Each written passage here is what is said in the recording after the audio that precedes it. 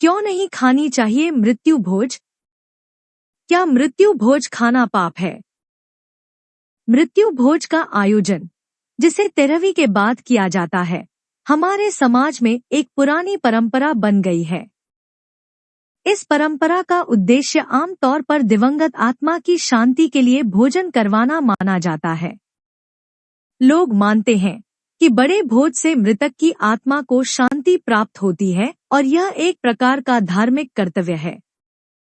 लेकिन हमारे धार्मिक शास्त्रों में इस तरह के बड़े आयोजन की अनिवार्यता का कोई स्पष्ट प्रमाण नहीं मिलता है। मृत्यु भोज का ऐतिहासिक और धार्मिक संदर्भ। 1. धार्मिक शास्त्रों में प्रमाण। हमारे प्राचीन धर्म शास्त्रों में मृत्यु भोज के लिए बड़े स्तर पर भोज कराने का उल्लेख नहीं मिलता। शास्त्रों में श्राद्ध और तर्पण की बात की गई है, जिसमें केवल पिंड दान और ब्राह्मणों को भोजन कराना मुख्य है। यहाँ तात्पर्य दिवंगत आत्मा की शांति और उसे सद्गति प्रदान करने से है, परंतु पूरे गांव या समाज को भोज कराने का उल्लेख कहीं नहीं मिलता। 2. प्राचीन काल में उद्देश्य। पहले जब मृत्यु भोज की परंपरा शुरू हुई थी, इसका उद्देश्य केवल परिजन और ब्राह्मणों को भोजन कराना था। इसका सामाजिक और सांस्कृतिक महत्व था, क्योंकि परिवार और समाज के लोग एक साथ आकर दुख में सहभागी होते थे और एकजुटता प्रदर्शित करते थे। 3. वर्तमान में मृत्यु भोज का बढ़ता आयोजन। समय के साथ मृत्यु भोज का स्वरूप बदल गया है। अब यह एक बड़े आयोजन में बदल गया है, जिसमें समाज के अन्य लोग, रिश्तेदार और गांव के लोग भी आमंत्रित होते हैं। यह आयोजन अक्सर सामर्थ्य से अधिक खर्च का कारण बनता है और कई बार परिवार पर आर्थिक बोझ भी डालता है। मृत्यु भोज और पाप के संदर्भ। धार्मिक दृष्टि से मृत्यु भोज को पाप से जोड़कर देखा जाता है, खासकर जब इसे दिखावे और प्रतिस्पर्धा के रूप में किया जाता है। हमारे शास्त्रों में यह बताया गया है कि कोई भी धार्मिक कार्य अहंकार या प्रदर्शन की भावना से नहीं किया जाना चाहिए, क्योंकि यह पाप का कारण बन सकता है। मृत्यु भोज का आयोजन अगर सिर्फ समाज में दिखावे या प्रतिस्पर्धा के कारण किया जा रहा है, तो यह वास्तव में दिवंगत आत्मा के लिए लाभकारी नहीं है। गरुड़ पुराण में जीवन और मृत्यु के बाद आत्मा के सफर के बारे में विस्तार से बताया गया है। यह पुराण मनुष्य के कर्मों और उनके परिणामों का लेखा जोखा प्रस्तुत करता है। इसमें यह भी उल्लेख है कि मृत्यु के बाद आत्मा के साथ क्या होता है और कैसे उसके कर्मों के आधार पर उसे स्वर्ग या नरक की प्राप्ति होती है। गरुड़ पुराण में मृत्यु के बाद आत्मा का सफर। 1. यमदूतों का आगमन। गरुड़ पुराण के अनुसार जब किसी व्यक्ति की मृत्यु होती है, तो उसके कर्मों के आधार पर यमदूत आते हैं। अगर उसके कर्म अच्छे होते हैं तो उसे यमदूत स्वर्ग की ओर ले जाते हैं, और यदि बुरे कर्म होते हैं तो आत्मा को नरक की ओर ले जाया जाता है। 2. कर्मों के आधार पर निर्णय। गरुड़ पुराण में यह कहा गया है कि हर व्यक्ति के जीवन में किए गए कर्म उसके मृत्यु के बाद के सफर को निर्धारित करते हैं। अच्छे कर्मों से आत्मा को स्वर्ग प्राप्त होता है, जहां उसे सुख और शांति मिलती है। वहीं बुरे कर्मों के कारण आत्मा को नरक जाना पड़ता है, जहां उसे विभिन्न प्रकार की यातनाएं सहनी पड़ती हैं। 3. स्वर्ग और नरक। गरुड़ पुराण के अनुसार स्वर्ग वह स्थान है जहां पुण्यात्माएं जाती हैं और उन्हें सुखों की प्राप्ति होती है। वहीं नरक वह स्थान है जहां पापी आत्माओं को उनके बुरे कर्मों के लिए दंड दिया जाता है। नरक में कई प्रकार की यातनाएं दी जाती हैं, जो आत्मा के पापों के अनुसार निर्धारित होती हैं। 4. पुनर्जन्म। गरुड़ पुराण में पुनर्जन्म का भी वर्णन है। आत्मा को उसके कर्मों के अनुसार नया जन्म मिलता है, जिससे वह अपने पिछले जन्मों के कर्मों का फल प्राप्त करती है। पुनर्जन्म का उद्देश्य आत्मा को मोक्ष प्राप्ति की दिशा में आगे बढ़ने का मौका देना है। मृत्यु भोज का संदर्भ। गरुड़ पुराण में मृत्यु भोज का स्पष्ट उल्लेख नहीं है। इसमें श्राद्ध और तर्पण के माध्यम से दिवंगत आत्मा की शांति और उसके पुनर्जन्म के लिए आवश्यक धार्मिक कार्यों का वर्णन है। मृत्यु भोज का बड़ा आयोजन या सामूहिक भोज गरुड़ पुराण में नहीं बताया गया है, बल्कि सादगी से तर्पण और पिंडदान करने की बात की गई है, ताकि आत्मा को शांति प्राप्त हो सके। गरुड़ पुराण के अनुसार मृत्यु के बाद आत्मा की यात्रा और परिजनों द्वारा किए जाने वाले धार्मिक कर्तव्यों का विस्तृत वर्णन मिलता है। इसमें यह बताया गया है कि मृत्यु के बाद आत्मा का शरीर छूट जाता है, लेकिन वह निर्बल हो जाती है और उसे आगे की यात्रा के लिए सहायता की आवश्यकता होती है। इस कठिन यात्रा को सफलतापूर्वक पूरा करने के लिए परिजनों को विशेष धार्मिक कृत्य करने चाहिए, जिनमें तर्पण और पिंडदान प्रमुख हैं। मृत्यु के बाद परिजनों द्वारा किए जाने वाले कर्तव्य। 1. तर्पण और पूजा। गरुड़ पुराण में कहा गया है कि मृत आत्मा की शांति और यमलोक की यात्रा के लिए तर्पण और पूजा का आयोजन आवश्यक है। तर्पण का अर्थ होता है दिवंगत आत्मा को जल चढ़ाना और श्राद्ध के माध्यम से उन्हें अर्पण करना। इससे आत्मा को इस कठिन मार्ग पर चलने की शक्ति मिलती है। 2. पिंडदान का महत्व। गरुड़ पुराण के अनुसार मृत्यु के बाद आत्मा निर्बल हो जाती है और उसे पुनः बल प्राप्त करने के लिए पिंडदान की आवश्यकता होती है। पिंडदान वह प्रक्रिया है जिसमें चावल, जौ और तिल के मिश्रण से गोल आकार का पिंड बनाकर दिवंगत आत्मा को अर्पित किया जाता है। इसे मृत्यु के बाद 10 दिनों तक किया जाता है। पहले 10 दिन का पिंडदान। इन दिनों में किए गए पिंडदान से मृत आत्मा के विभिन्न अंगों का निर्माण होता है। माना जाता है कि हर दिन के पिंडदान से आत्मा को एक अंग या शक्ति प्राप्त होती है। 11वें और 12वें दिन का पिंडदान। इन दिनों के पिंडदान से आत्मा के शरीर पर मांस और त्वचा का निर्माण होता है। यह आत्मा को अधिक स्थायित्व और शक्ति प्रदान करता है। 3. 13वां दिन उदास स्माइली 13वें दिन 13वीं का आयोजन किया जाता है, जिसे श्राद्ध कर्म भी कहते हैं। इस दिन मृतक के नाम से जो अंतिम पिंडदान किया जाता है, उससे आत्मा यमलोक की यात्रा करने के योग्य हो जाती है।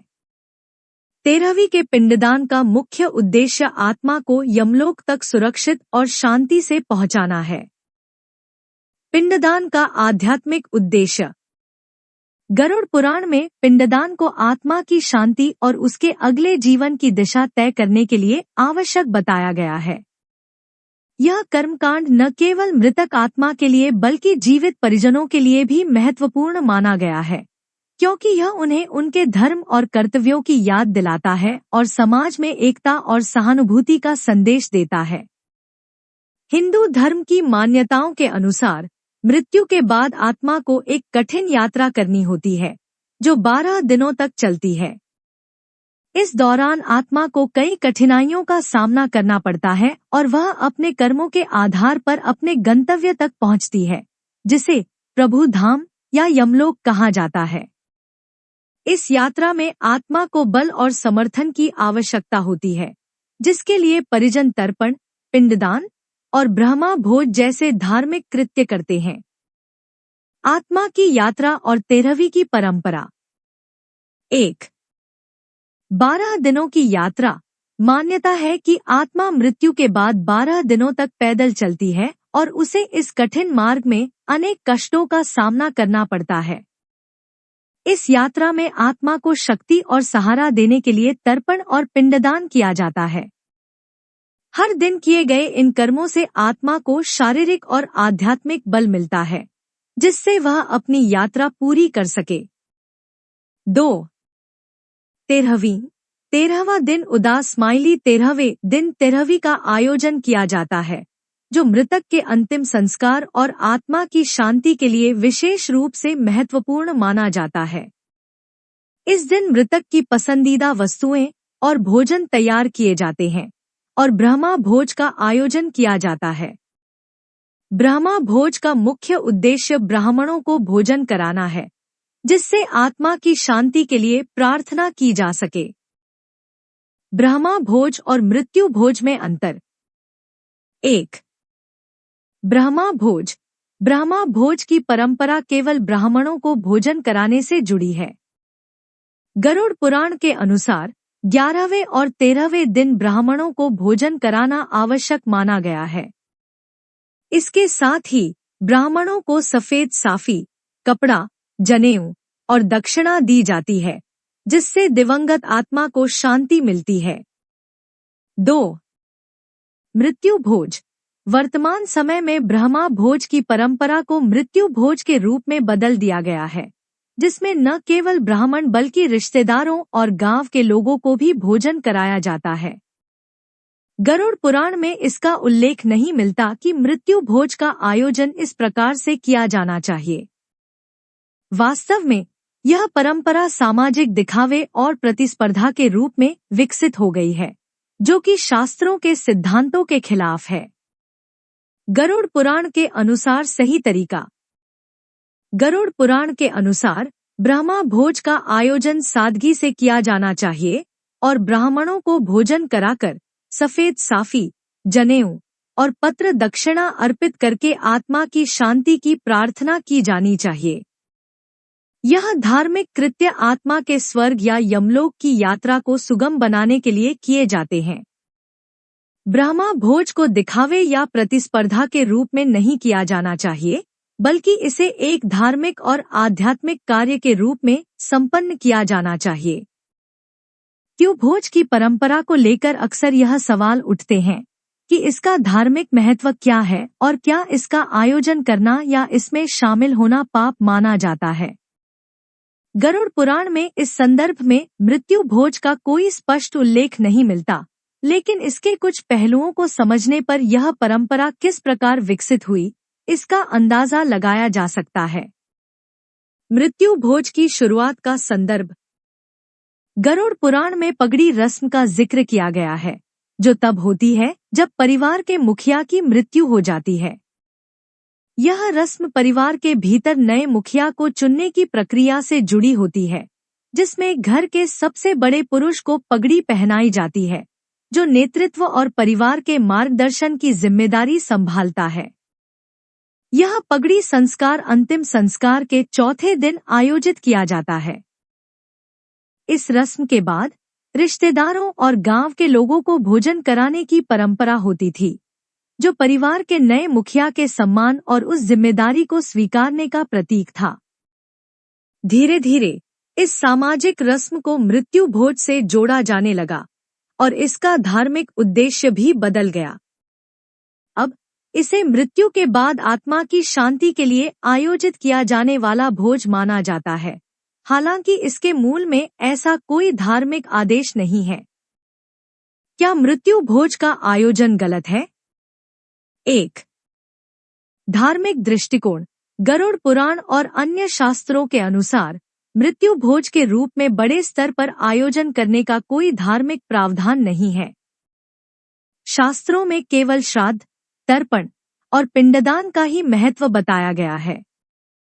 मृत्यु भोज एक सामाजिक परंपरा है, जो समय के साथ विकसित हुई है, अतः इसे धार्मिक अनिवार्यता मानना सही नहीं है। 2. पाप का संदर्भ। यदि कोई मृत्यु भोज का आयोजन करता है या उसमें शामिल होता है, तो इसे पाप नहीं माना गया है। लेकिन यदि इसे अत्यधिक खर्चीले और दिखावे के रूप में किया जाता है, तो यह शास्त्रों के सिद्धांतों के खिलाफ हो सकता है। धार्मिक अनुष्ठान सादगी से और निःस्वार्थ भाव से करने चाहिए, दिखावा या प्रतिस्पर्धा की भावना से नहीं। महाभारत के अनुशासन पर्व के इस प्रसंग में श्री कृष्ण और दुर्योधन के बीच संवाद महत्वपूर्ण है, क्योंकि यह हमें धर्म और नैतिकता की गहरी समझ प्रदान करता है। इस कथा में श्री कृष्ण दुर्योधन को युद्ध टालने की सलाह देने के लिए उसके महल में आते हैं। श्री कृष्ण चाहते थे कि दुर्योधन और पांडवों के बीच युद्ध न हो और शांति स्थापित हो। उन्होंने दुर्योधन को हर संभव तरीके से युद्ध से बचने की सलाह दी, लेकिन दुर्योधन अहंकार और जिद में अपनी बात पर अड़ा रहा। जब श्री कृष्ण ने देखा कि दुर्योधन शांति के लिए तैयार नहीं है, तो वे वहां से लौटने लगे। इस पर दुर्योधन ने उन्हें भोजन के लिए आमंत्रित किया। तब श्री कृष्ण ने उत्तर दिया, जहां प्रेम और स्नेह हो, वहीं भोजन ग्रहण किया जाता है। जिस स्थान पर छल, कपट और अहंकार हो, वहां भोजन करने से पाप लगता है। श्री कृष्ण का यह उत्तर हमें यह सिखाता है कि भोजन केवल शारीरिक पोषण का साधन नहीं है, बल्कि उसके साथ जुड़ी भावनाएं, मनोभाव और परिप्रेक्ष्य भी महत्वपूर्ण हैं। अगर भोजन देने वाला व्यक्ति अहंकार, स्वार्थ या बुरी नीयत से प्रेरित हो, तो ऐसा भोजन न केवल आत्मा के लिए हानिकारक होता है, बल्कि उसे ग्रहण करने वाले के लिए भी अशुभ माना जाता है। मृत्यु भोज और इस कथा का संबंध। इस प्रसंग से मृत्यु भोज को भी समझा जा सकता है। भोजन तभी पवित्र माना जाता है जब उसमें निस्वार्थता, श्रद्धा और शुद्ध मनोभाव हो। अगर मृत्यु भोज केवल सामाजिक दबाव या दिखावे के लिए किया जा रहा है, तो यह भोजन किसी प्रकार की आत्मिक शांति नहीं ला सकता। उसी तरह अगर इसे निस्वार्थ और श्रद्धापूर्वक किया जाए, तो यह आत्मा की शांति के लिए एक माध्यम बन सकता है। श्री कृष्ण के उपदेश का संदर्भ। श्री कृष्ण ने दुर्योधन के भोज आमंत्रण को अस्वीकार करते समय कहा था कि जब दोनों के दिल में दर्द, छल या पीड़ा हो, तब भोजन करने से वह ऊर्जा का नाश करता है। यही विचार मृत्यु भोज के संदर्भ में भी लागू होता है। जब किसी घर में मृत्यु हुई हो, तब उस परिवार के सदस्य शोक में होते हैं और आने वाले रिश्तेदार भी दुखी होते हैं। इस स्थिति में भोजन का आयोजन करना और उसमें शामिल होना मानसिक और आध्यात्मिक दृष्टिकोण से हानिकारक हो सकता है, क्योंकि इसका वास्तविक उद्देश्य खो जाता है। मृत्यु भोज, दिखावे की परंपरा। मृत्यु भोज आजकल ज्यादातर एक सामाजिक दबाव और दिखावे का रूप ले चुका है। परिवार अक्सर इसे सामाजिक प्रतिष्ठा के लिए आयोजित करते हैं और इसमें बहुत सारे आर्थिक संसाधन खर्च होते हैं। लेकिन इसका धार्मिक दृष्टिकोण से कोई सटीक आधार नहीं है। जैसा कि शास्त्रों और विशेषकर गरुड़ पुराण में बताया गया है, मृत्यु के बाद आत्मा की शांति के लिए तर्पण और पिंडदान करना आवश्यक है, न कि भोज का बड़ा आयोजन। यदि इस वीडियो में कहीं कोई त्रुटि हो, तो हम आपसे क्षमा चाहते हैं। हर हर महादेव। दोस्तों, हमें उम्मीद है कि आज की वीडियो आपके लिए लाभदायक होगी। अगर वीडियो आपको पसंद आई हो, तो कृपया इसे लाइक करें और इसे अपने परिवार और दोस्तों के साथ अधिक से अधिक शेयर करें। अगर आप हमारे चैनल बलवीर कोट्स पर नए हैं, तो कृपया सब्सक्राइब करें और घंटी के बटन को दबाएं, ताकि आपको हमारी सभी नई वीडियोस की सूचनाएं सबसे पहले मिले। महादेव जी का आशीर्वाद पाने के लिए कमेंट में हर हर महादेव लिखें। ओम नमः शिवाय। नमस्कार दोस्तों।